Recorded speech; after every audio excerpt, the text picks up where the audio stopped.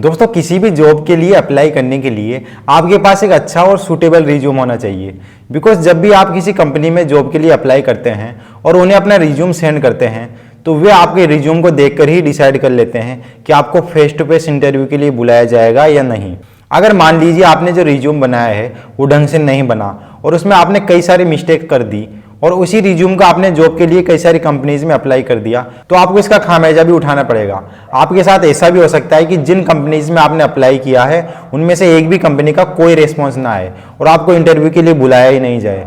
Because बेरोजगारी के इस जमाने में हर कंपनी के पास ढेर सारे रिज्यूम आते हैं और उनमें से कुछ लोगों को ही वे फेस टू फेस इंटरव्यू के लिए बुलाते हैं। अगर उन्हें आपके रिज्यूम को देखकर लगा कि इस पर्सन को बुलाने का कोई फायदा नहीं तो वे आपके रिज्यूम को वहीं रिजेक्ट कर देते हैं। तो दोस्तों आपको जो भी रिप्लाई कंपनी की तरफ से आता है उसके लिए सिर्फ और सिर्फ आपका रिज्यूम ही रेस्पॉन्सिबल होता है।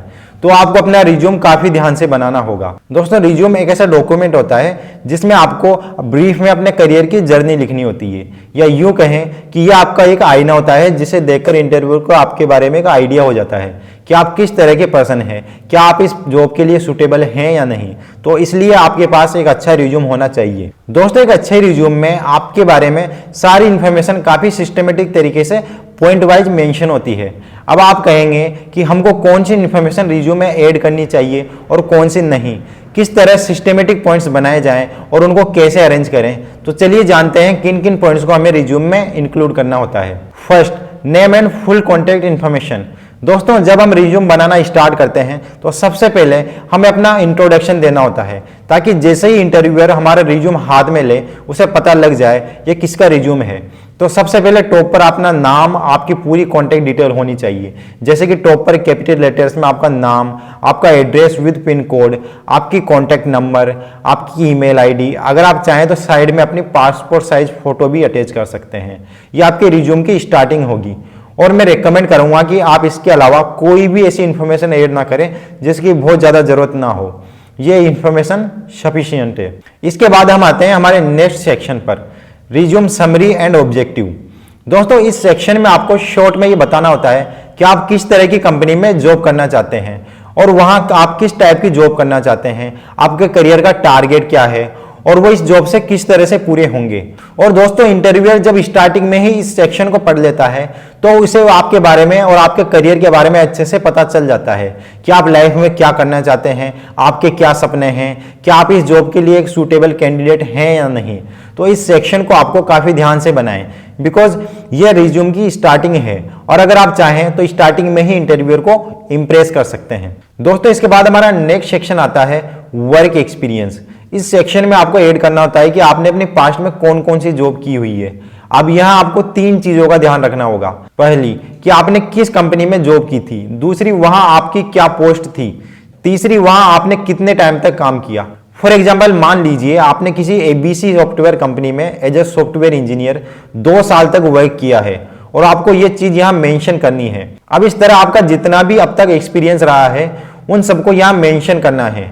लेकिन यहां मैं आपको एक बहुत ही इंपॉर्टेंट चीज बताना चाहता हूं कि आप ऐसा कोई भी पास्ट एक्सपीरियंस मेंशन ना करें जिसका आपकी करंट पोस्ट यानी जिस भी पोस्ट के लिए आप इंटरव्यू देने आए हैं उस पर नेगेटिव इफेक्ट ना पड़े। बिकॉज कई बार हम ऐसी गलती कर देते हैं और फिर उसका खामियाजा भी हमको भुगतना पड़ता है। फॉर एग्जाम्पल मान लीजिए आप किसी कॉल सेंटर में कस्टमर केयर एग्जीक्यूटिव की पोस्ट के लिए इंटरव्यू देने आए हैं और आपने रिज्यूम में मेंशन किया हुआ है कि आपने एज ए मैकेनिकल इंजीनियर किसी XYZ कंपनी में 2 साल तक वर्क किया हुआ है। तो दोस्तों जैसे ही इंटरव्यूअर इसे देखेगा तो वो आपसे इसके बारे में कई सारे नेगेटिव क्वेश्चन पूछेगा कि आप अपना फील्ड छोड़कर यहाँ क्यों आए। तो इस चीज से आपको बचना होगा। अगर आप डिटेल में इस पॉइंट को समझना चाहते हैं तो नीचे कमेंट करके मुझे बताएं, मैं इसका एक सेपरेट वीडियो भी बना दूंगा। तो बढ़ते हैं हमारे नेक्स्ट सेक्शन पर, एकेडमिक एंड एजुकेशनल क्वालिफिकेशन। यह काफी सिंपल सा पॉइंट है जिसमें आपको अपने एकेडमिक क्वालिफिकेशन के बारे में बताना होता है। यह आपकी 10th, 12th, graduation, post graduation in courses की डिटेल आपको एक टेबल के जरिए लिखनी होती है जिसमें आपको बताना होता है कि आपने वह कोर्स कौन से बोर्ड या यूनिवर्सिटी से किया था, आपका पासिंग ईयर कौन सा था और उस कोर्स में आपका स्कोर क्या रहा। इस सेक्शन में आपको सिर्फ इतना ही बताना होता है और मैं आपको रेकमेंड करूंगा कि आप इस सेक्शन को जितना छोटा रखें उतना ही अच्छा होगा बिकॉज इसका इंटरव्यू पर ज्यादा इफेक्ट नहीं पड़ता। नेक्स्ट सेक्शन आता है technical and personal skill.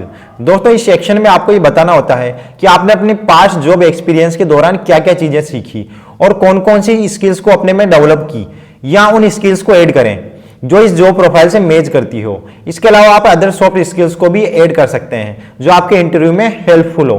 For example, आप किसी सेल्स एग्जीक्यूटिव की जॉब के लिए इंटरव्यू देने आए हैं तो आप इन स्किल्स को मेंशन कर सकते हैं, जैसे selling skill, how to convince customer, confidence, patience, self motivated. इसके अलावा और भी कोई टेक्निकल या सॉफ्ट स्किल्स आप में हैं तो उन्हें यहां जरूर मेंशन करें। Other additional resume section. दोस्तों वैसे तो रिज्यूम को जितना छोटा किया जाए उतना बेहतर होता है, लेकिन इसके अलावा भी कई सारे ऐसे इंपॉर्टेंट पॉइंट्स होते हैं जिन्हें ऐड कर आप अपने रिज्यूम को और भी ज्यादा इफेक्टिव बना सकते हैं। लेकिन आप इन्हें तभी ऐड करें जब आपको लगे कि ये आपकी प्रोफाइल से मैच करते हों और इन्हें ऐड करने से आपके इंटरव्यू में हेल्प मिलेगी। तो उन एडिशनल सेक्शन की अगर हम बात करें तो एक सेक्शन आप ऐड कर सकते हैं आपने जो भी अवार्ड्स रिसीव किए हैं उनसे रिलेटेड। एक सेक्शन आप अचीवमेंट से रिलेटेड भी बना सकते हैं, जो भी अचीवमेंट्स आपने अपनी लाइफ में गेन की है। अपने सर्टिफिकेट और लाइसेंस से रिलेटेड भी आप एक सेक्शन बना सकते हैं। इसके अलावा आप स्ट्रेंथ और वीकनेस को बताते हुए और आपकी क्या क्या हॉबीज हैं, क्या इंटरेस्ट हैं, उनसे रिलेटेड भी आप एक सेपरेट सेक्शन बना सकते हैं। अगर आपने कोई वॉलंटियर वर्क भी किया हुआ है तो वह भी आप अपने रिज्यूम में एक सेक्शन बनाकर मेंशन कर सकते हैं। तो दोस्तों नॉर्मली हम रिज्यूम में इन्हीं सेक्शंस को ऐड करते हैं। इसके अलावा भी अगर आपको लगता है किसी पॉइंट को ऐड करने से आपका रिज्यूम और भी ज़्यादा इफेक्टिव हो जाएगा तो आप उसे जरूर ऐड करें। लेकिन दोस्तों कुछ ऐसी इंपॉर्टेंट बातें हैं जो आपको रिज्यूम बनाते टाइम ध्यान रखनी होती है, बिकॉज अगर आप इन बातों का ध्यान नहीं रखेंगे तो आपका रिज्यूम बिगड़ सकता है और इसका खामियाजा आपको अपने इंटरव्यू में भुगतना होगा। तो चलिए जानते हैं उन इंपॉर्टेंट पॉइंट्स को एक एक करके। Pick the right resume format and layout. दोस्तों अगर आप चाहते हैं कि जैसे ही इंटरव्यूअर आपका रिज्यूम देखे तो उसे वह अटपटा ना लगे तो इसके लिए जरूरी है कि आप इस तरह के फॉन्ट्स यूज करें जिसे पढ़ने में इंटरव्यूअर को कोई दिक्कत ना आए, उसे वो आसानी से पढ़ सके। तो इसके लिए आप इन फॉन्ट्स में से किसी एक फॉन्ट को यूज कर सकते हैं। ध्यान रहे कभी भी डिजाइनर और फैशनेबल फॉन्ट्स का यूज ना करें, इससे आपका रिज्यूम अनप्रोफेशनल लगेगा। और इसके साथ ही एक और चीज मैं बताना चाहूंगा, आप अपने फॉन्ट की साइज 10 से 12 रखें, साथ ही आपका डॉक्यूमेंट साइज A4 होना चाहिए। Next, short content based on importance. दोस्तों आप जो भी पॉइंट या कंटेंट अपने रिज्यूम में ऐड करते हैं तो उनको इस तरह से अरेंज करें कि जिन पॉइंट से आपके इंटरव्यू को ज्यादा हेल्प मिलती है उन्हें पहले रखें। बिकॉज जब भी इंटरव्यूअर आपका रिज्यूम पढ़ेगा तो उसे स्टार्टिंग में वही चीज दिखेगी जो इस जॉब प्रोफाइल से मैच करती हो और ये आपके लिए फायदे का सौदा होगा। इससे आप अदर कैंडिडेट्स के मुकाबले आगे होंगे। ऐसी छोटी छोटी बातें भले ही आपको यूजलेस लग रही हो लेकिन इनका काफी ज्यादा फायदा होता है। तो ध्यान रहे जो जरूरी बातें हैं उन्हें पहले रखें। Next, include relevant information only.